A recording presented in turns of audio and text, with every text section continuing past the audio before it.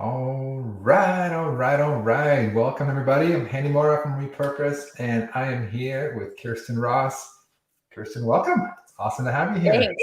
I am so excited for today. Thanks for having me. Oh, my pleasure. I'm excited. Everyone's excited. So, we're going to just kick it right off. I'm not the kind of person that likes to kind of do a lot of intros and stuff. I'm going to dive into the good stuff.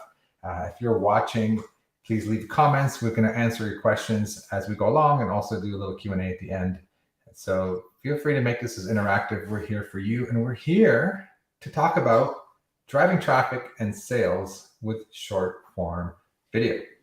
So Khierstyn is the founder of Launch and Scale. It's a digital marketing firm that specializes in fast early start growth for online products. So if you have an online product, even if you have online services online, anything you do online, we're going to talk about short form video, how to use it to drive more traffic and sales to your business. So welcome, Khierstyn.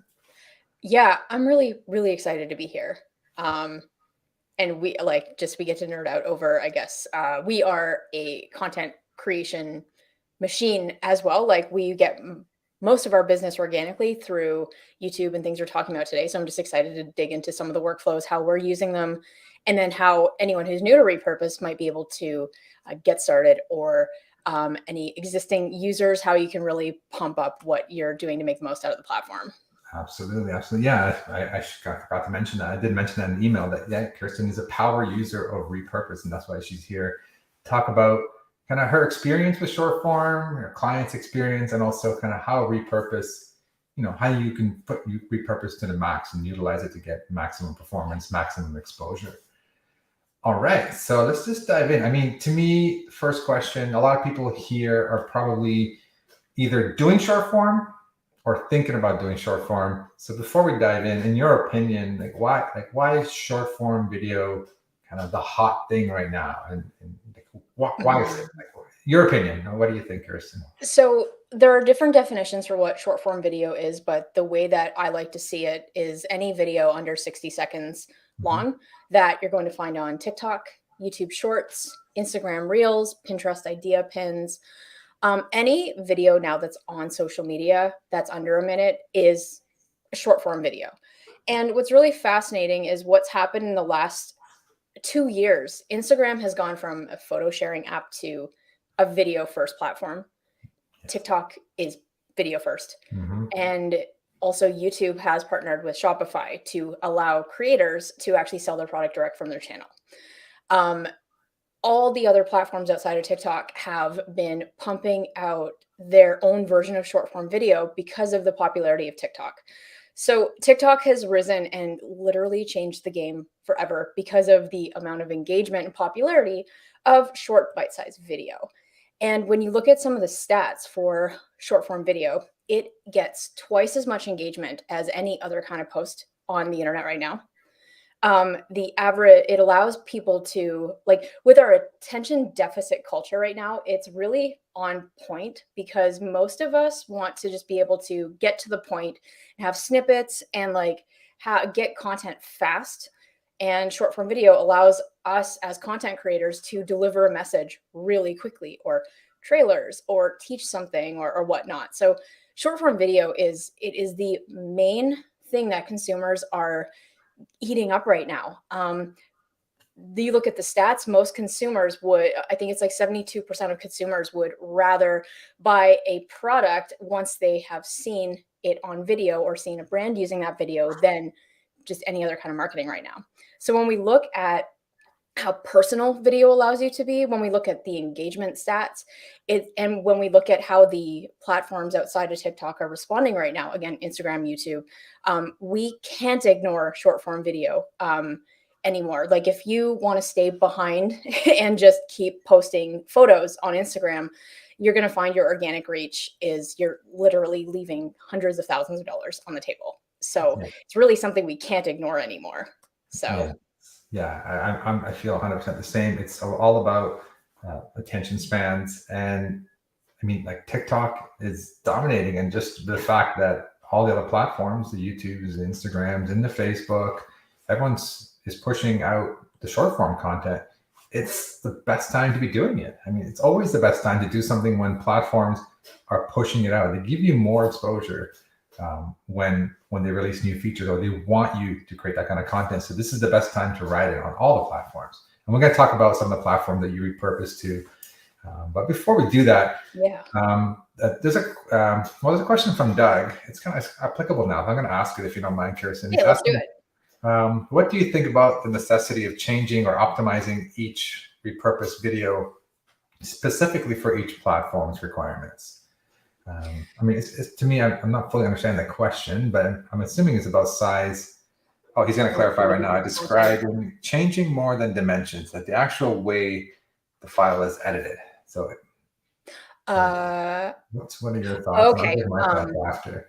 Yeah. So I believe in the very beginning, when you don't have a content team like Gary V, to be able to create different kinds of videos for different platforms, depending on how the algorithm has that. The way that we're doing it in the beginning is we're like creating one video, posting it on TikTok, and then taking the same video and putting that on other platforms. But we're doing that and noticing that videos perform very, very differently on each channel. So when we're looking at changing specs to make it more friendly for each platform, we're doing things like, if we're taking a TikTok video, there are different sizing. Like if you want to push that TikTok video over to Instagram stories, Repurpose has a workflow that will actually resize the video to make that better for you. YouTube Shorts will have different sizing requirements. So I do believe that if you're doing this manually, not the best idea, but Repurpose has a lot of really smart workflows to take a video from one channel to actually help resize and redistribute. So it's more friendly to that platform, because it is kind of awkward when you don't resize a long form YouTube video into like a vertical thing. So I think that if you can have a smart automation with Repurpose to do that, you absolutely should, but I wouldn't do it manually. Yeah, and I think, besides just the shape and size, I think there is my feeling, my experience with the different platforms is sometimes almost the style of the video is a bit different when you're creating specifically for short form, like whether it's TikTok or Reels. There's you're intentionally delivering a message in 60 seconds or less. So if you create short, I feel it's very easy to just take that and put that on different platforms. If you create long, of course, you can cut up little clips, and I always encourage people to test that. But I find that if you are creating for short for one platform, then it's super easy just to take that as it is and put that everywhere else, because you're delivering a full message in that 60 seconds or less. And where I believe, as of recording this, like the Reels size is slightly different to TikTok, but in October, I could be totally wrong on this, on the dates, but in October, we'll say TikTok is moving to a vertical video feed to match the TikTok experience as well. Okay, interesting. Yeah, it could be wrong on that, but I know they are moving to change their the sizing of their post to more of a vertical experience. Oh wow, okay. So they're really going all into really going all vertical. Everyone's going all vertical. It's interesting how when vertical first came out, everyone's like, don't record vertical, it's wrong. And now it's like it's normal. It's the thing. It's normal to consume content vertical in it. I'm a video guy, by passion, and way back in the day, and even now. But to me, video is always horizontal. But it's just changed completely now, and it makes a lot of sense. You consume this way. You don't consume. Nobody consumes that way. So anyway, vertical video, short form video is hot right now. So I hope, Doug, that answered your question. I'm trying to see if any more questions popping up. Does it change? Marcus is asking, does it change from portrait to landscape as well? I'm assuming this is a repurposed question. We don't optimize once you're in vertical, and portrait is vertical. I always get those confused. Yeah, portrait is vertical. So if you're in portrait, just send it as it is to all the platforms in portrait, because even Twitter, even LinkedIn, you can send vertical videos, and there's nothing wrong with it. It works perfectly on those platforms. So that's why we've shifted our strategy to go create content specifically for short form. We go TikTok first, and optimize for there, get our content delivered in 60 seconds or less, and then we go everywhere else as is without changing any formats. It's so much easier that way. You just take it as it is in a partner mode and go across that way. Yeah. All right. There's a few more questions, but I'd like to jump in and come back to those questions. My next topic, and I think this is probably a question on people's minds, especially those who are not used to creating short form video, more, I call them traditional or long form video. Yeah. How would someone get started? Like what tips do you have? Because I know it's different. When I got into short form video, I had to change the way I thought about content, how I delivered it. It's a different way of creating content. What are your tips on getting started with short form, in the actual creation part of it first? What would you recommend for somebody who's never done it before or just getting into it? So there's two kinds of approaches you can take. You might actually be a hybrid of both, but you might want to be the face of your brand. So that's the kind of marketing that we do. I'm the face of the brand. Henny, you are the face of Repurpose. The other way is more for physical products, or people that just don't want to be the face of their brand. Or maybe you have founder.com is a really huge digital magazine resource for entrepreneurs, and you're not going to see Nathan Chan with this huge army of people being the face of his brand for everything. So you're either not the face of your brand, or you are the face of your brand. So if you decide to be the face of your brand, which is highly recommend if you are an agency owner, coaches, consultants, any influencer, anyone who you sell information, coaching, etc., you're an author, I recommend definitely being face of the brand. If you're selling any products or you want to be removed from that and not the face of the brand, that's going to be something where you hire out. When to get started, if you have no experience on video, it's okay. And you're going to, number one, you're going to feel really awkward and so uncomfortable until you get the first 50, 100 videos under your belt. So number one, just rip the Band-Aid off and start doing it. It's going to be painful. It's going to be uncomfortable, but you're going to get over it. Just look at some of the first recorded videos of Tim Ferriss, Joe Rogan. They found their voice in their content eventually. Yeah. When you get over it and you're like, I'm ready to do it, I like to start with really easy content to start. So if you are doing this for business purposes, I love to start with introducing yourself, what you do.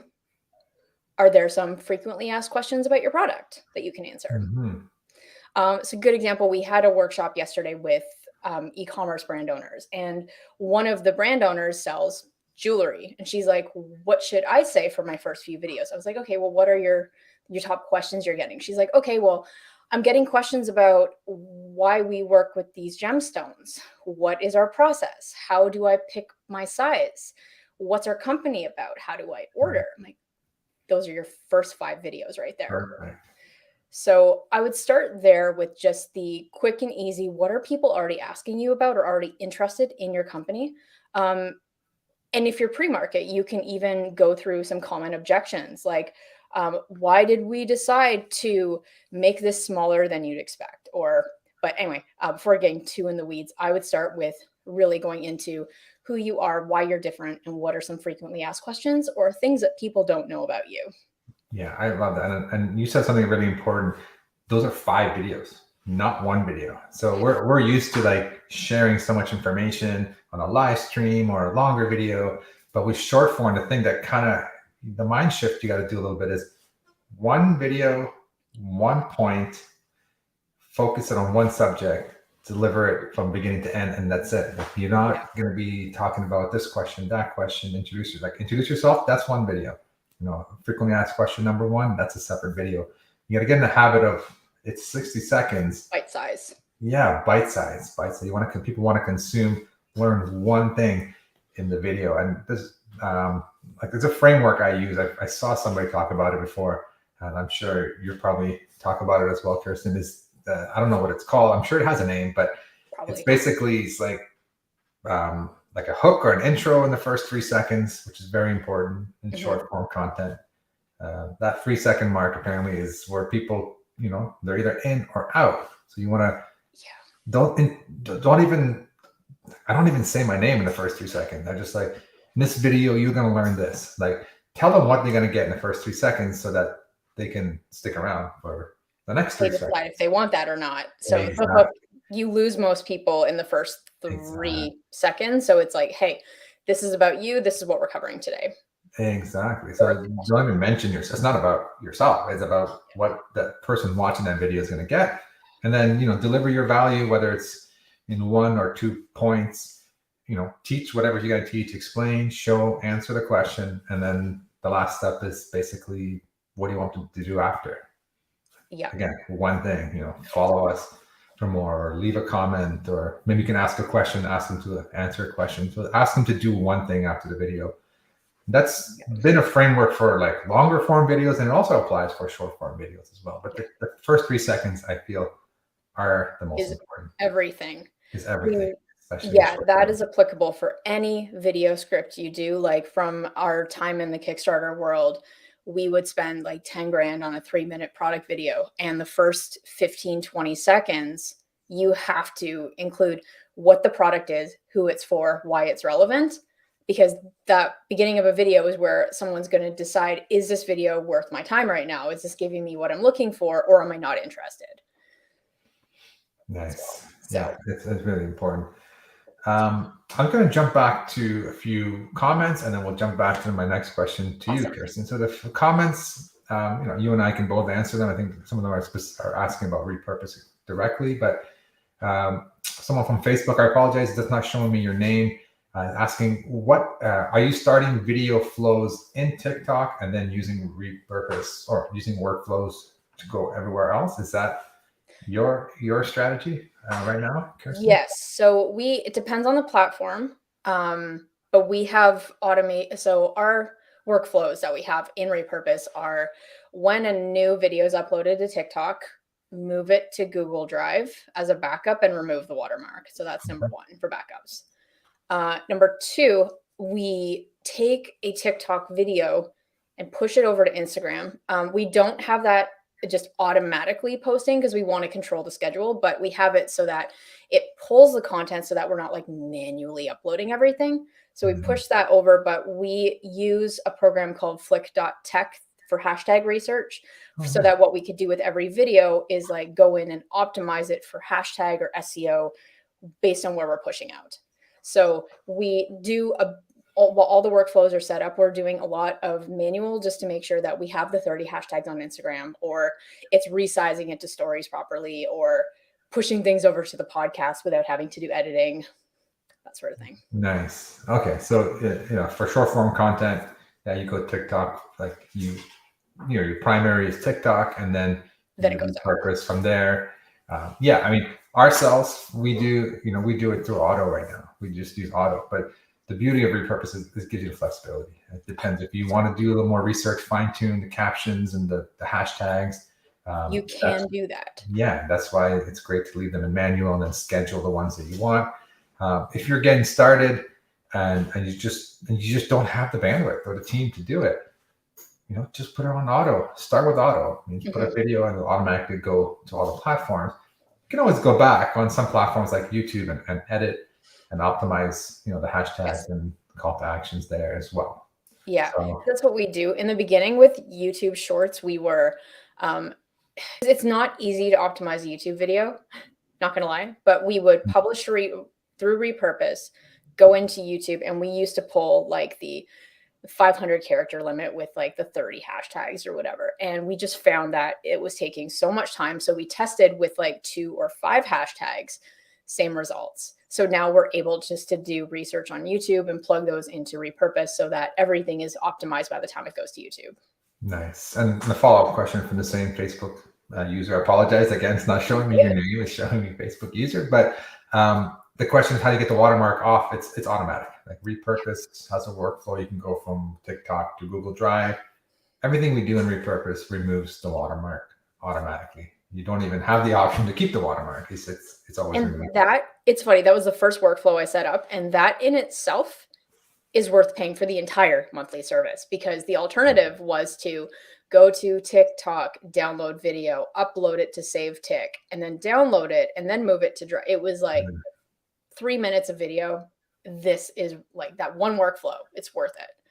Yeah, no, it is. And just to have, I mean, to have it watermark free in Google Drive to do whatever you want with it, but also as a backup. I think you mentioned that like it's good to have a backup of all your content. Like what if your account gets shut down? Somebody TikTok decides doesn't like your content and they stop, whatever. Something could happen anywhere. And you've done all this work on TikTok and you don't have access to your videos anymore. That would be devastating. So if you have them all watermark free on your TikTok, you can always, if you had to, start a new TikTok account or shift your focus onto other platforms. So exactly. Backing up is critical. There's one question from Arbal. I hope I'm pronouncing your name right. And then we'll jump back to more questions for you, Khierstyn, and maybe you can give your thoughts and I'll give my thoughts. It's about music. Asking if there's any plans to remove. Well, I guess asking if Repurpose will have plans to remove the music. Because the biggest struggle here is when you go from TikTok to Shorts, a lot of copyright claims come up because if you're using, especially if you're on a creator account, you can have access to a lot of music. And when you push that to YouTube, it's copyrighted music, and then you get flagged. So how do you work around it? And I'll give my thoughts after as well. So first off, this is not legal advice. I'm not a lawyer. Please take this at your own discretion. But when I was when I first started posting on Shorts and I got a lot of you'll get a notification when you're uploading something that it's copyright claim. And what that means, and I checked in with a bunch of professionals in the space, what that means is because so many creators are using copyright music across the board, YouTube may not do anything about it. And what it means with copyrighted music is that and again, take this with a grain of salt. What this means when your video is flagged for copyright is that you cannot monetize that video. So I decided that it was worth it to risk a video getting pulled down, which to date we have published over 100 shorts and we've had no problems, lots of red flags with that, but no problems with our reach or anything. And I decided just to push everything over because every creator is doing it versus because like if you need to choose a music specific to that platform, it defeats the whole purpose of Repurpose and automations because you would have to grab that video with no watermark, upload it manually, pick music, and then you're essentially not able to repurpose anything. So I've chosen to do that and we've had no issues. That's what the professionals have told me. Again, not legal advice, and YouTube can change that law anytime, but I took that as a risk to take, and so far we've had no problems. Awesome. So my advice, like we're not, we're a business. We're not in it to, monetize our YouTube content and having YouTube do it. We, monetize through, driving traffic and sales to our business. So I do a couple things. Again, these are just my experiences. There's no like short answer. The short answer is we can't remove the music, only the music, and keep your voice. And inside Repurpose, there's no way to do that. Unfortunately, we can remove all the audio. We can add that option. That would make no sense because nobody can hear you. So what we do is we say, we have a business account on TikTok, which limits the music to, I guess, non-copyrighted music. Yep. So that's one thing. So when we repurpose that, there hasn't been any issues for us. No flags, no copyright claims. That's the first thing we do. There's pros and cons to switching to a business account on TikTok, depending on your goals. Yeah. But again, our goals are business traffic. We want to have more people learn about Repurpose. Second thing is I turn the music down, like really low, like 1 or 2%. So it's barely audible. I'm not sure if that maybe gets past the algorithm. Again, I don't know if it does or doesn't, but this is a tip that we do. Yeah. So the voice is prominent and our audio is really low. And well, that's what we do. And then the third option, I've heard people do this. It's a little bit, how to say time? It might take some of your manual time. Is people look for music that's common. Well, I don't know if that applies to YouTube, but it does apply to Instagram. Like if you find a song that's available on Instagram and TikTok, use that song so that you don't have any issues. Again, it depends on your goals and how much time you have and manual time you want to spend. So those are my the other thing is that if you are using this to promote personal brand education, etc. Original audio Yes. is audio that you own. So what that means is, like, if I record a TikTok video right now, it's like, hey, here are the 3 ways to do XYZ. Step number 1, step number, etc. That's me doing a voiceover of that video, and I own that. That's not using any copyrighted information.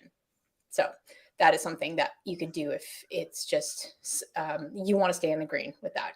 Yeah, that's a great point. Yeah, I mean, people say music gets to drive more reach, and maybe it does, maybe it doesn't. I don't know. That's what I'm told, and that's what I hear. But once you get traction on your channel, whether you use, I've seen videos with original audio, no music, and they're getting thousands and thousands, like 17, 20,000, 50,000. Like, music is not the only factor. So I'm all about simplicity and what is the least manual work I have to do to get me good enough reach. And now that we're talking about reach, I'm going to bring this up because don't get caught up on the numbers. Don't get too caught up on the numbers. Right?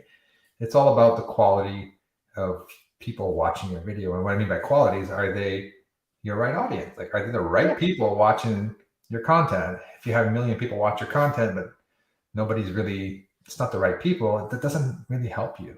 But if you have, 10,000, 5,000, 3,000 people watch your video, they're more targeted, then that's more valuable. So don't get caught up in the numbers. I mean, what do you think, Khierstyn? I think people get obsessed with numbers too much.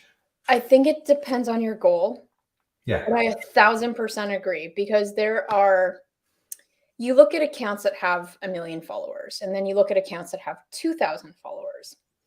1 million followers for a business that, say, sells men's swim trunks. How many of those 1 million people are actually their target audience? But more, maybe this account went viral because of all the trending content they did. So they're just more like fun, comical, just want to be popular with that kind of reach, versus a mindset coach with 2,000 subs that talks specifically about mindset, ways you can change your life, etc. The likelihood of those 2,000 people being more her customer or target audience are going to serve her business goals probably a little bit better. So I think it depends on what your goal is. If it's for numbers, vanity metrics, to be popular and to have that kind of mainstream reach, awesome. But if you're looking to use your accounts and content to sell your product, don't get so caught up in the numbers, because it's about the quality of your content. And does it resonate with your person enough that they're going to go and buy your thing, download your ebook, etc. Yeah, no, absolutely. It's the quality of, if it's the right audience, it's more important than the numbers, and even the views as well. I mean, obviously everyone wants more views, but keep in mind that views don't always turn into sales if they're not the right, or you forget about sales, they don't turn into leads if they're not the right people. So just focus on the content and consistency. I think those are kind of the things you should be really focusing your effort on, especially with short form, because this is short. You can create more if you're creating like short form first. Yeah. You can create a lot more. I'm going to ask you the question. There's a great question from Christopher. I'm going to follow up after I ask you the question. In terms of repurposing platforms, like and with or without repurpose, like which platforms do you recommend if you're creating short form content first? Like, if I make short form content, where do you, like, what's the top 3 or 4 places you want to put them on? Yeah. Like, depends on your business. Okay. But for us, we have a business that gets a lot of search traffic through Google, because we are a business that sells a solution to something. So people search for us if they want help with product launch, if they want help with Kickstarter. So our content is aligned to find people looking for that specific result.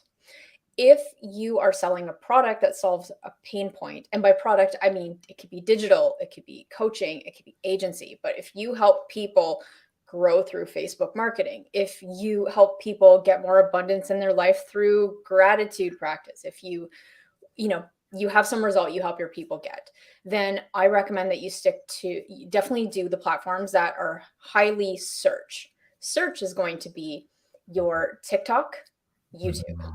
So YouTube Shorts, TikTok, top 2 hands down.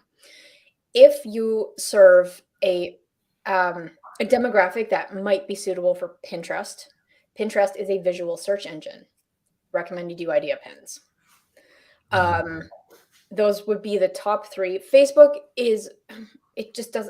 I don't know. Like we're getting views, but I would put out of the top 5 that we do, I would definitely focus on Pinterest, TikTok, YouTube, if Pinterest is a relevant audience for you. If it is not a relevant audience, or if you're doing advertising on Instagram already, then my top 3 would be Instagram Reels, it would be YouTube Shorts, and it would be TikTok.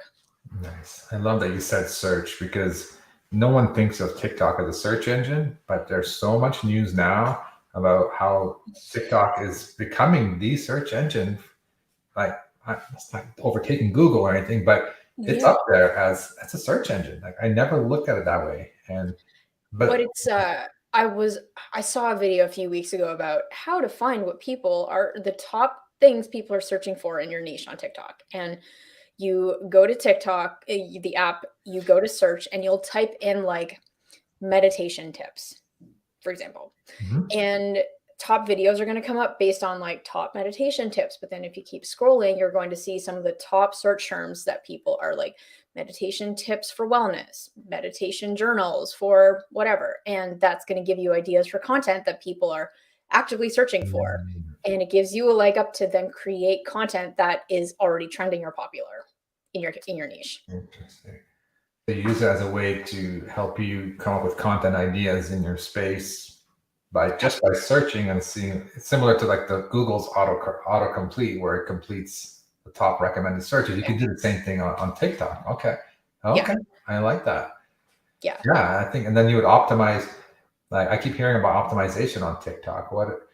I mean, nobody knows 100% how it works, but what are your tips on optimizing? Let's say I have a video and I found like I want to do one on meditation tips for dads or whatever. That's not what I would do, but for example, like what kind of tips would you give on optimizing on TikTok? So optimizing would be hashtags. Hashtags, okay. Yeah, so we look to do hashtags, which again, if you can do a reverse search for some of the popular hashtags that are being used in your niche by using the same search on TikTok. But as a rule of thumb, so how I used to do hashtag research years ago was the broader the hashtag, the better. So the one that has 100 million uses, that's one I would use. And actually, you don't have any chance of ranking in your hashtag if you go too broad. So what I like to do is stick to ones that are around 1 million or less with that, because that's going to give you specific enough that it's getting traction, but not too specific that you're kind of limiting yourself. So I like to go with 1 million or less. That's a great tip. Yeah, we do similar. We do 1 million, and we do about 4 or 5 from a range of like up close to 1 million, and then like even like 20,000 or something. Like, we have a range, so we try to cover everything in between so that, you know, we increase our chances. The way I understand the algorithm, from just by reading and watching and learning from others, is like the initial hour or like initial period of time after you publish, it goes out to certain people. If there's interaction, likes, comments, shares, then they'll say, okay, let's expand that to a broader audience, maybe based on the hashtags, another broader hashtag, and then same. If that's engaging, then it'll go higher and higher. So you need to have a hashtag that's gets good amount of views, but you're not competing with a lot of people to get in initially in the algorithm, so that it expands over the hours. So then you get more and more reach. Exactly. Awesome. And then, and then in terms of SEO, I've been hearing a lot about TikTok SEO and driving traffic to your TikToks. And I mean, hashtag is one of them, but have you ever, like, I've been hearing a lot about keywords, like almost like YouTube keywords, just using keywords in the beginning of your title, almost similar to how you would do it, almost identical how you do it on YouTube. Is that something you're kind of experimenting with your clients? And yes. Okay. Part of how, and I don't know if TikTok is searching videos and the text that you're putting over the video, but at least the written text, the caption, we are reinforcing it with the topic of the video. So if the topic of the video is how to feel more grateful in 3 steps, we'll say, then that is what I'm going to call the video. How to feel more grateful. So I'm looking at, okay, well, if someone is searching for this topic, what kind of title am I going to put in? Another thing you could do is there's a software we use called Vid Iq on YouTube, that if you're using this in conjunction with YouTube Shorts, they actually have a title generator based on the keyword you're looking to rank for. So again, if you see on TikTok that it's mindfulness tips is the big thing, you can always just get creative with a keyword optimized title by going to vidIQ to kind of plug that keyword into your title. Oh, nice. Okay. Yeah, we use vidIQ for YouTube. I never thought about using that to come up with catchy or creative titles that still utilize that keyword for our captions on TikTok as well. Smart. Yeah. I like that. Sometimes they just say it better than, because you know how it is. You're tired, brain dead, whatever, and you have no creativity left, and you're like, you got to post this video. So if you can use some tools to make it easy for you, it's like, oh, that one sounds good. I would click on that. We're gonna use it. That's awesome. Yeah. Okay, I'm going to jump into a quick question from Christopher. He asked it a few minutes ago. It's related to the platforms, and I think you brought it up. But he's asking, does Repurpose allow you to put videos on Pinterest? Because Pinterest is big on video. The answer is yes and no. I know no one likes when I say that. So yes, you can publish as a video pin directly from Repurpose. You can take a TikTok or any video, post it as a video pin, which is great. But what Khierstyn, you mentioned was something called an idea pin, which I don't know if I'm describing it properly. Maybe you could do a better job, but it's almost like the Reels of Instagram. It's like it's like their way of competing with Instagram Reels. So this is called idea pins. Those are performing better than regular video pins. Way better. But the unfortunate thing is they don't allow any third-party software to directly publish to them. But what we do, and I'm sure you do the same for your clients, is the same video file. We go from TikTok to Google Drive. So it shows up in Google Drive. It's already there without the watermark. We grab that video, and you can even do it from your browser and go ahead and publish an idea pin on Pinterest directly on Pinterest.com. You just upload the TikTok version without the watermark. So that's kind of our workaround. There's no direct integration. They just don't allow it. I mean, I wish there was. I literally check on a weekly basis. Maybe they've opened up the interface. Not yet. But that's a great question, Christopher. Thank you for that. But honestly, it is worth manually posting as an idea pin, because we used to do the video workflow straight to Pinterest, and we were getting 10 views a video. As soon as we switched to idea pins, we were getting 200 to 400 a video. Wow. Like, starting from zero, like, because I have 38 followers on Pinterest as of reading this. So like getting into Repurpose for me was about starting to show up on Pinterest. So like starting from zero, we had some pretty good comparable stats. It is worth manually posting right now to Pinterest. Okay, awesome. And since we're talking about platform to repurpose to, someone is asking about, can you show your repurpose.io workflows? And I know I don't want to put you on the spot. I don't want to share the screen right now, but maybe we can talk through it. Okay. Unless you want to, but we can talk through a couple of cases. One is short form, like if like we said, TikTok, which workflows you use for TikTok? And then if somebody's doing longer form videos, YouTube's, what kind of repurposing do you do there? I know not everybody's going to do everything, but I just want to give people a few examples, and I'll also share, because we also use our own tool for our own content. So I'll also share what we do, but if you want to kind of just talk through it, you don't have to share your screen if you don't want to. You can talk through it. It's totally up to you. I mean, we'll leave this up to you because I have it open. If you have it open, let's do it. Yeah, of course. I put you on the spot. Do it, and I'll just go kind of one by one through it. Okay. So share your screen. I'll pop it up onto the Chrome tab, repurpose workflow. Okay. Can you see my screen? Yeah, I'm going to add it to here. Boom. Now it should be visible. Yes. Yeah, I think we're good now. Okay. So this seems overwhelming for someone who's never seen it before, but it's actually pretty straightforward and completely worth the 2 hours of setup. So as a content creator, I've been doing long form content on YouTube for over 3 years. I have a podcast, and I decided to commit to posting more on social when short form video started taking over. For me to be able to keep up with the amount of platforms and et cetera, it would have been a full-time job for me to do all this without smarter workflows. And I do have a business and I would like to have a life. So Repurpose, the first time I got into it, I wasn't sure how it would benefit us, but then I started playing around with the workflows and just essentially built out a custom workflow for us based on where we wanted visibility, based on ease of use and all that stuff. So the very first workflow that we set up was this one here, this remove the TikTok watermark and push it over to Google Drive.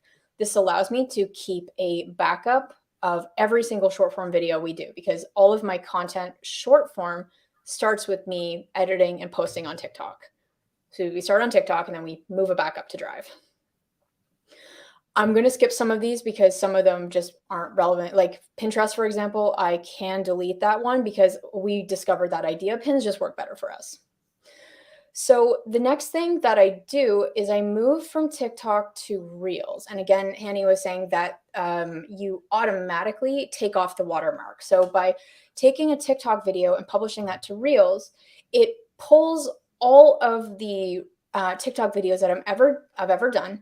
And I keep everything on manual because if I want to post one video a day or schedule this, I want to be able to go into, say, this video and change the caption for Instagram if I want, or add 30 hashtags. So there's some stuff like in the back end here that I use to optimize the video before it gets pushed over. But then once you do that with one push of a button, or if you sit down once a week, you can say, these are the 7 videos I'm publishing this week and I've optimized them and it's good to go.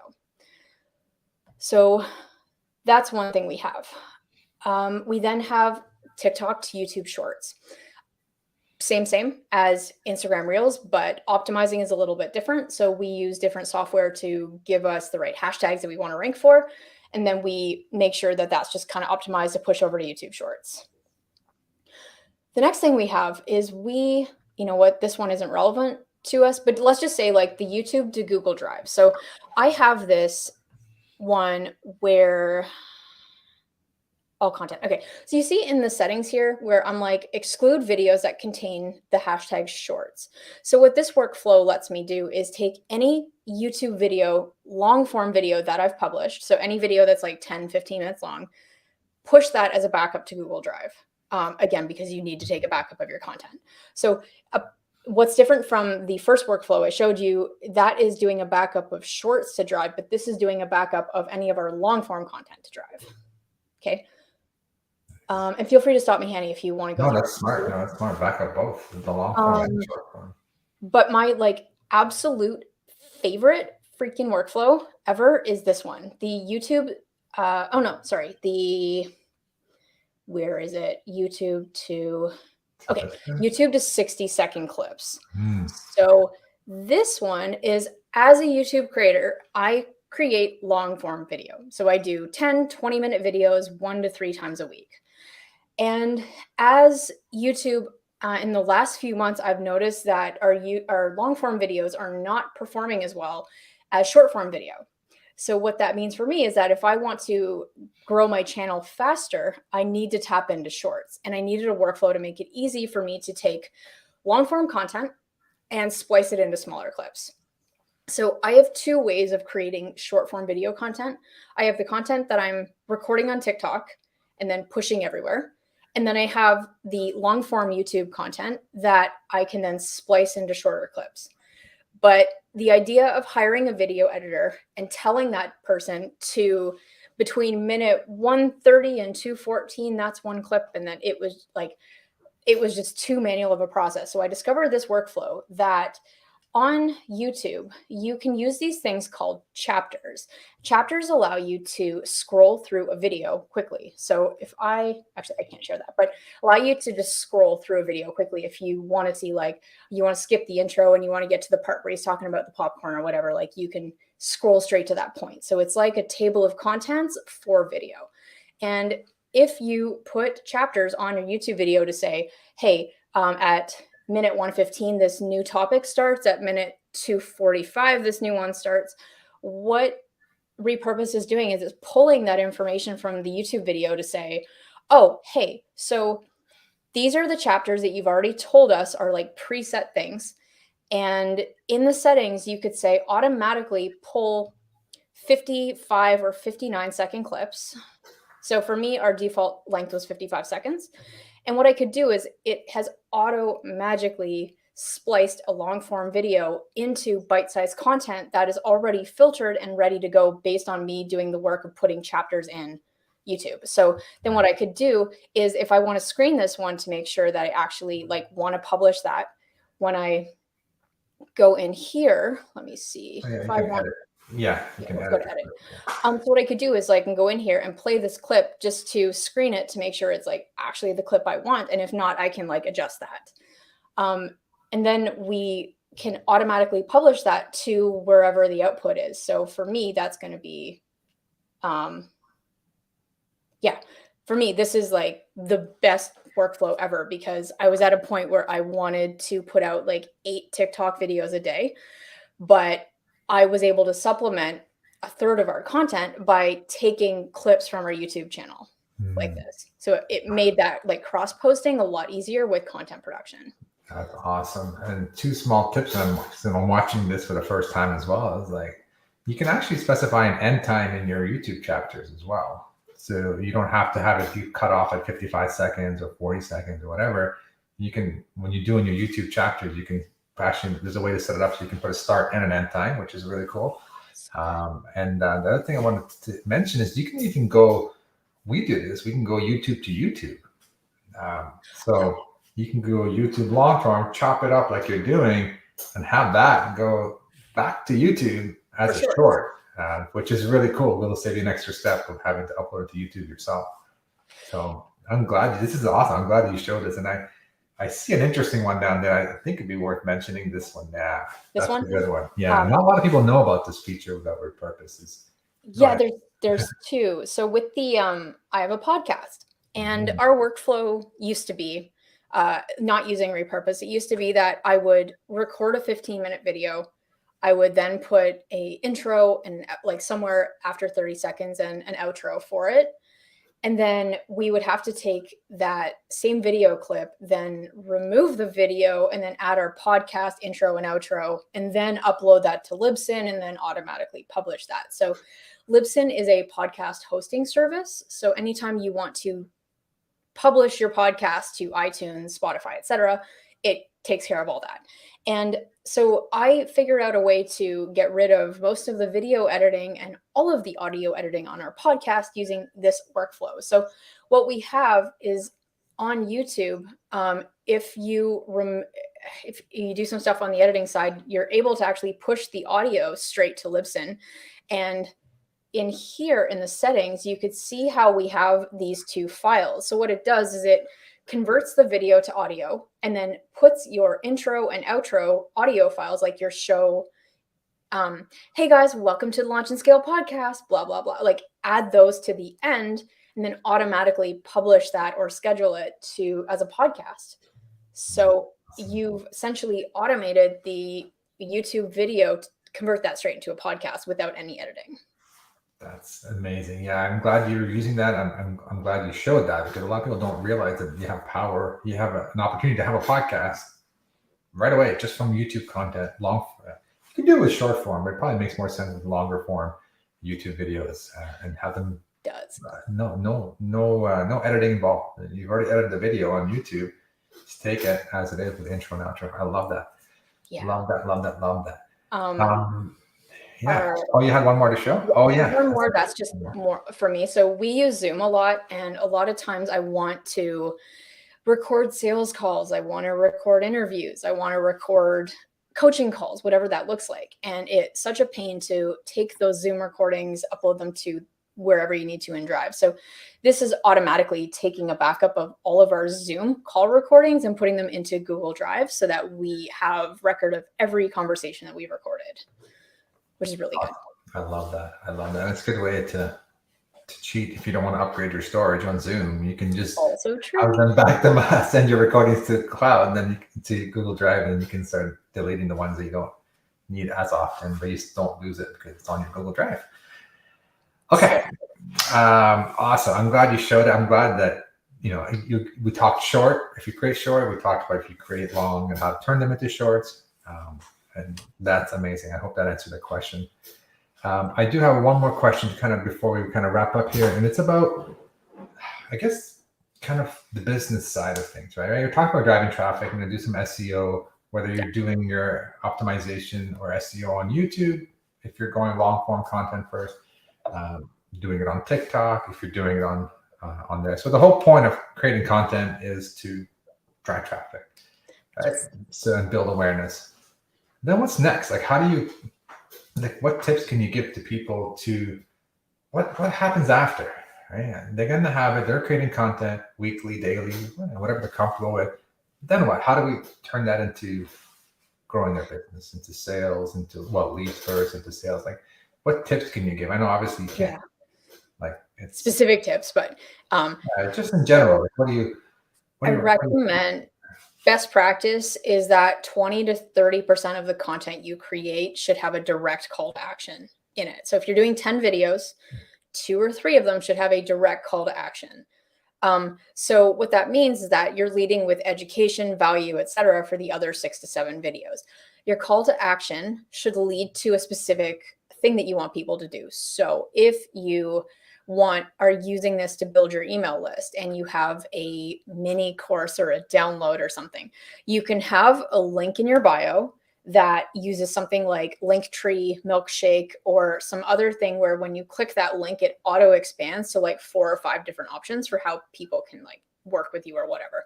So when you have a piece of thing that if I want to grow my email list this way, or I have space for 2 clients this month or whatever that looks like, I can have a video that directly is like, hey, so are you looking at driving more traffic for this Q4 season? We've got just the thing. We've released this awesome new freebie that you can get by going to the link in my bio and just get it for free. And then it's going to direct people to click on your profile, go to the link, download the thing.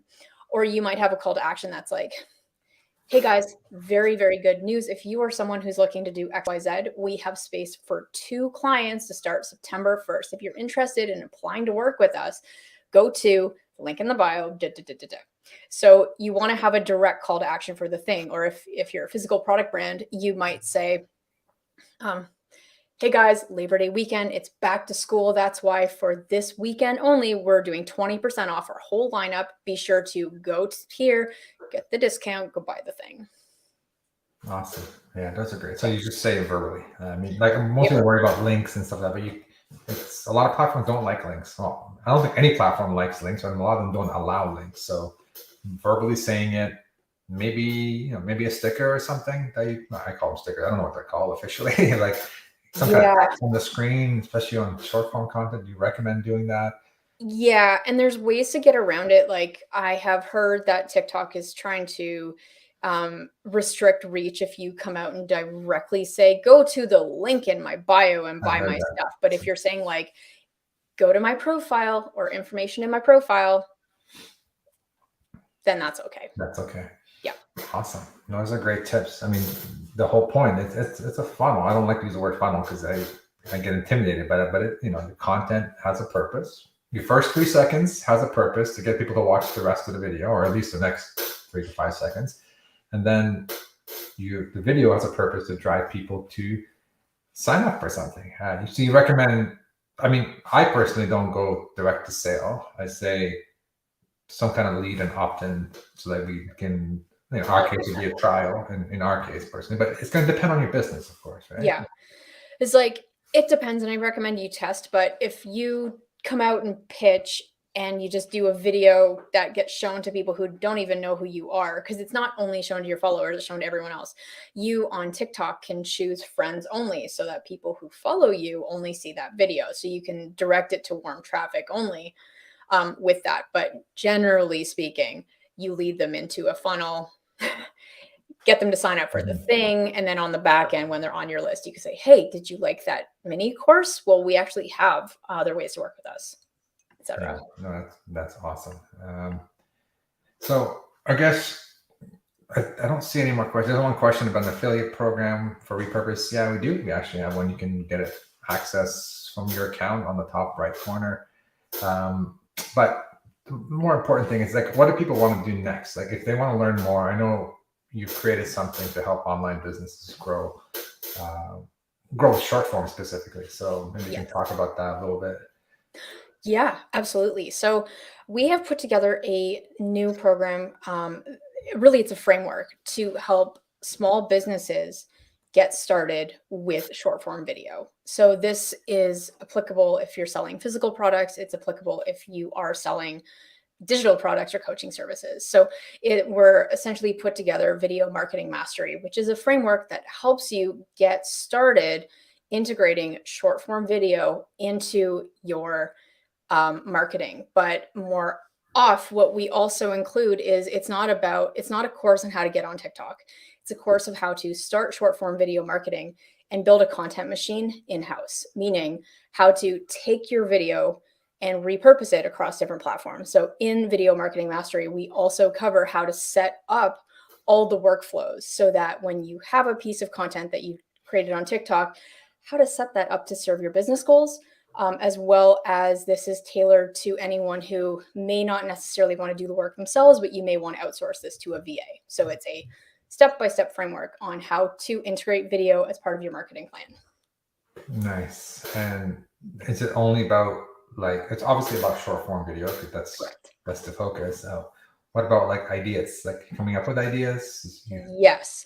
So it includes when it comes to getting started on short form video, you have to make sure that you know who you're talking to, who your target audience is, what your message, what your objective is. So we include inspiration, prompts, industry examples of how other people in your space are actually using short form video to help you build, like essentially get started with video ideas and scripts with that. And so not only do we have like the step-by-step framework, but we do include coaching as part of this as well for how to actually figure out what your first 10 content pieces are, what the workflow looks like to actually record the video, how do you then upload it, get your account, do the hashtag optimization, and how to start paying attention to what is working so that you are never going to feel like you don't know what to post again.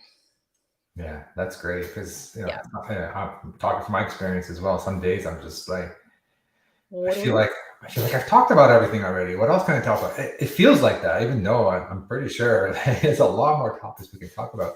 But yeah, some days you feel like you need some guidance on what to say next or what to focus on. Do we double down on this or we do, So I think that's fantastic, and also like the style of video of short form is completely different if you haven't done it or you're just getting into it. It's like we talked about in the beginning. It's different than spy a camera. Oh, let me show you how to do this. It's screen sharing or just explaining concept. It's a lot different because that 60-second limitation. You need to really be very clear on how to present. The way you present content is totally different than you do for longer form content. Something that completely changed my view of video in general. Have you heard of this concept called parasocial relationship? No, tell me more. Parasocial relationship is a relationship we have with celebrities and people we follow on TV. Oh, okay. So if you look at your favorite movie stars or sportscasters or whatever, part of us feels like we know them because they're a part of our regular daily in-house routine. And what's very interesting about what a parasocial relationship is, it has the same effect of sitting down and having a coffee with someone when someone starts to watch you on video. So when it comes to building a brand online, building a brand means that people have emotional connection with you, your product, your brand. And the best way to do that now is through building a parasocial relationship, meaning now more than ever, your content has a way of actually connecting, building rapport, building a relationship, and warming someone up by them consuming your video content more than images or whatever kind of content used to be popular 2 years ago. So as a sales tool, we look at what's going on in the market right now where paid ads right now are kind of all over the place. They're really expensive. They're not super predictable. Algorithms change all the time. But what remains a constant is our ability to grow a leveraged asset for our brand by creating a content engine that connects, builds rapport, and helps warm people up as part of our sales process. So video for me is is an absolute necessary, not just to stay on brand and stay on trend, but it's like it as part of your sales funnel, as part of people discovering you, as part of people being partial to your brand. That's your unfair advantage. Yeah, it's so true. I'll tell you a personal story. This is a while back, but I was signing up for a new gym, and I went to their website, and I was watching the video, and it was the owner talking about the new gym. We just launched a new gym. And then I went to sign up for the gym, and it was a guy from the video. And I was like, for a split second there, I was like, wow, I know this guy. I recognize him, like instantly recognize him. And instantly like, oh, he's that guy from the video. And I'm like, then later on, I'm like, oh, obviously he's the owner. But for that split second, I had a connection with him, and I just felt comfortable. Like I felt at ease. I didn't feel like I was walking to a strange place. So I totally experienced that, even though knowing, like I've been doing video for over 10 years now, and I know that it does that, but you still, when you experience it, it's a kind of a cool feeling. That's how your leads, your viewers, your customers will view you when they see your content consistently on whatever channels that you're posting on. Yeah. And what's so fascinating is like the amount of times I've had someone get on a sales call with me and just say like, just how much I've been following you for 3 years. I know you're the one to do XYZ with us. Can we work together? Because like they just start binge watching content and they're like, that's what I want. So, and you can't recreate that with any other way, mass market, but through video.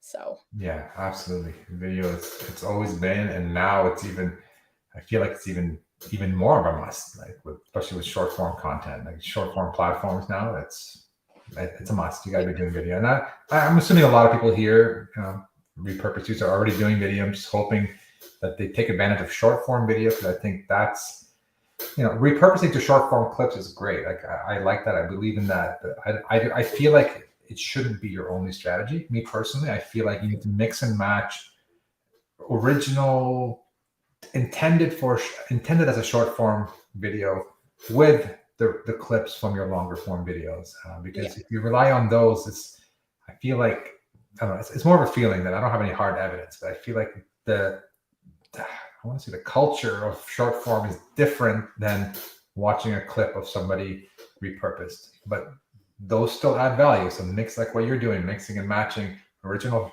with repurposed clips is a great way to fill your content calendar. And our views, what's interesting, because at first I was like, well, this taking a long form video and splicing it into short just feels awkward. And who wants to watch that? I tested it and we were getting better views with taking our teasers of long form video than sometimes some of our like trending or original audio content that we were doing. So it's just like, you don't know if something's going to work until you try it. And then you might be pleasantly surprised or learn that, again, it's just a data point that didn't work. Yeah. And just, like I said, try. And anything in content, and things change so quickly, eh? So having tools, having ways to do this content, pushing out consistently and experimenting is, it's a process, but it's something you need to do. Mm-hmm. There's two more quick questions. Well, more comments. I guess Lou's saying, views are just a vanity metric. 100% agree. Views are an indication that, okay, this content is good, or it's, at least it caught someone's attention. Mm-hmm. But it shouldn't be the only metric. There's engagement as well. There's comment, like engagement in terms of likes and comments, but also and the views and the comments and the engagement will change on every platform. So that's why we always we recommend just putting it everywhere. If you can automate it. When you're logged into TikTok on desktop, you can actually see what your engagement percentage is for every video you do, and also an average for your channel, or not your channel, but average for your profile. And you can also see when you go to other creator profiles what their engagement rate is like. So if you're looking at, you post for a month, you have 25 videos up, and you want to start paying attention to what got the most engagement, what worked, what didn't. That's another way you can see, oh, okay, people are really resonating with this kind of content based on the engagement rate versus this kind of content that got like 1% engagement. Okay, cool. That's telling me I should move in this direction. Yeah. So. Yeah.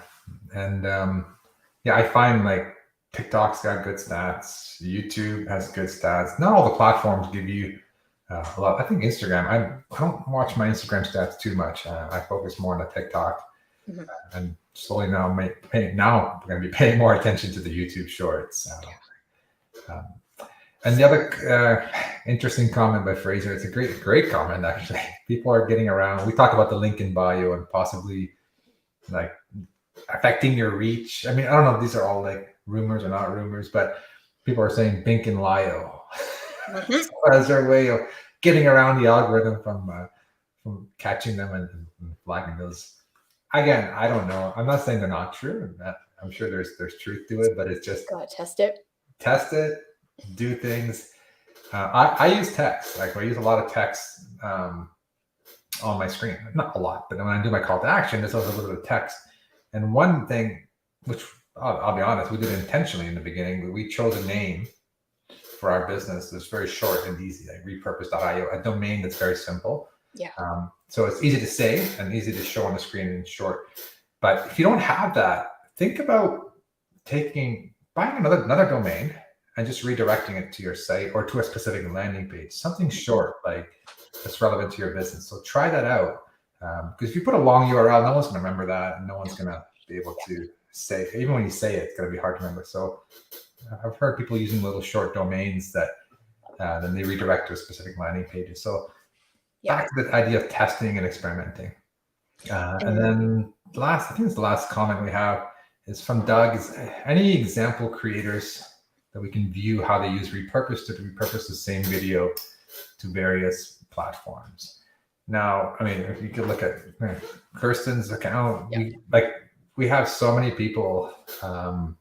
It might be best if you want to send me an email, I can dig up a few. Doug, my email is just hanny@repurpose.io. If you want to shoot me an email, I'm happy to get that to you.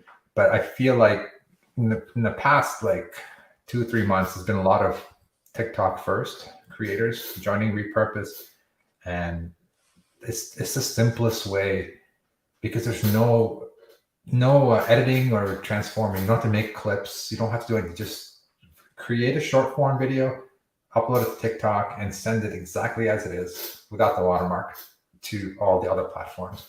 And I think, like you said, Instagram Reels, well, YouTube Shorts. I would go YouTube Shorts first. So upload to TikTok, YouTube Shorts, Instagram Reels. Start with those. Basically 2 workflows: TikTok to Reels, TikTok to YouTube Shorts. Don't complicate it. Start there. Upload, some of your existing videos you have on there. And if you don't have any yet, no problem. Just set your workflow to auto and let it.